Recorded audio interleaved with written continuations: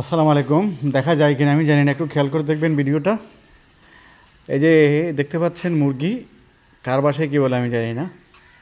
তো এই মুরগি দেখানোর কারণ হচ্ছে যে দেখা যাচ্ছে একটু সাদা, হ্যাঁ, এটা কিন্তু ছেলে মুরগি। এবং এই যে হাগ্গুগুলো দেখলেন, এটার কিন্তু পিছনে লেজ নাই। দেখেন অবস্থাটা কী করছে তার। ও, সে নেমে গেছে, কিন্তু আমি একটু দেখানোর চেষ্টা করি সে কেন নামলো। সে অবশ্যই ভয় পাচ্ছে। তার ভয় পাওয়ার কারণ হচ্ছে, এই যে দেখেন, সেই ভয় পাওয়ার কারণ হচ্ছে দেখেন, গত পরশু দিন তাকে শিয়ালে ধরছিল। আমি জানি না সে কিভাবে শিয়াল থেকে বেঁচে গেছে। একটা কথা আছে যে রাখে আল্লাহ মারেকে। তো এই যে মুরগিটা শিয়ালের হাত থেকে মানে শিয়ালের হাত থেকে কীভাবে বেঁচে গেল আমারও মাথায় ধরে না।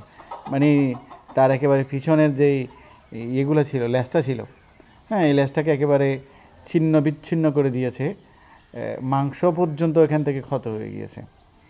তো আমি একটু দেখাই, একটু ক্লিয়ার করে দেখানোর চেষ্টা করছি। দেখি তাকে কেমন দেখা যায়।